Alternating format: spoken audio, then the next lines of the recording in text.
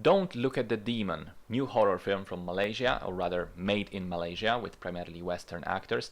The story follows a documentary show crew who are exploring various paranormal activities around the world. They end up coming to a house of a Western immigrant couple who claim that they're being haunted. The medium of the group, Jules, played by Fiona Dourif, feels the demonic presence in the house, and the crew sets up their cameras to try and get physical proof.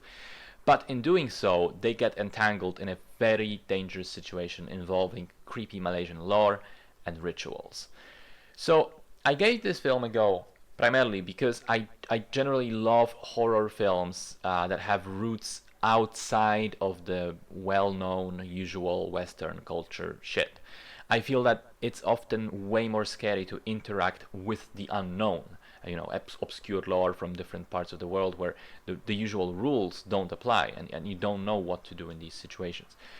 And the film kind of taps into that, but I think not to the extent that it maybe could have, that I expected it to. There is some creepy stuff here, including an incredibly vile and graphic ritual it was fucked up to see that on the screen. If you're particularly squeamish, maybe you want to skip this film because there are a couple of scenes which really go hard. But what ends up happening overall does feel a bit familiar, with possessions and demons and swearing and screaming loudly at people.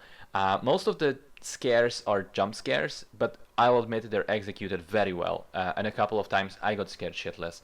That includes the ending, which I thought was excellent, very unsettling, very unnerving, and ballsy. Most of the other stuff was as well. There's some jump scares that didn't, but I liked that a lot of them are kind of patient. So usually when you have a jump scare in a modern horror film, it's 1 second scary shot and then it goes away. In this film, the camera occasionally holds the shot for a bit longer, and that sort of has a stronger impact because you don't get to look away to something else. You're forced to see this image for a longer amount of time.